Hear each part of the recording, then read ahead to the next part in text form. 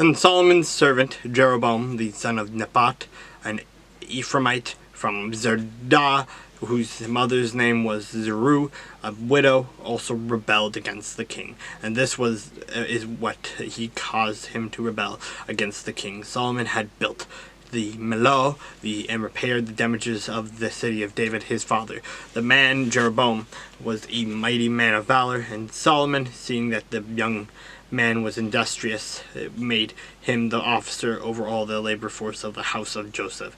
Now it happened at that time when Jeroboam went out of Jerusalem, that the prophet Ahijah the Shilonite met him on the way, and he had clothed himself with a new garment, and the two were alone in the field. And Ahijah took hold of the new garment that was on him and tore it into 12 pieces.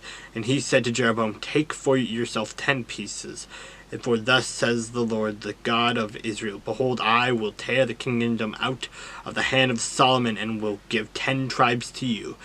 But he shall have 1 tribe for the sake of my servant David, and for the sake of Jerusalem, the city which I have chosen out of all the tribes of Israel, because they have forsaken me, and worshipped Ashtoreth, the goddess of the Sidonians, as Chemosh, the god of the Moabites, and Milcom, the god of the people of Ammon, and have not walked in my ways to do what is right in my eyes, and keep my statutes and my judgments. So did his father David. However, I will not take the whole kingdom out of his hand, because I have made him ruler all the days of his life, for the sake of my servant David, whom I chose, because he kept my commandments and my statutes.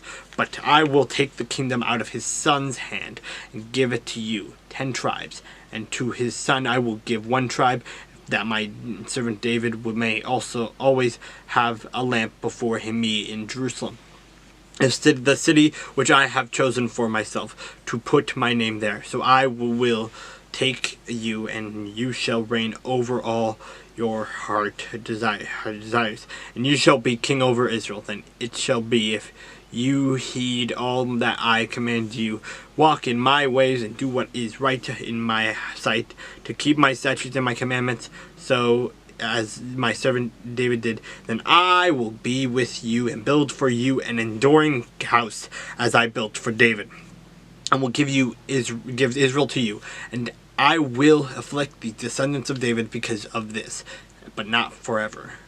Solomon therefore sought to kill Jeroboam, but Jeroboam arose and fled to Egypt, to Shishak, king of Egypt, and was in Egypt until the death of Solomon.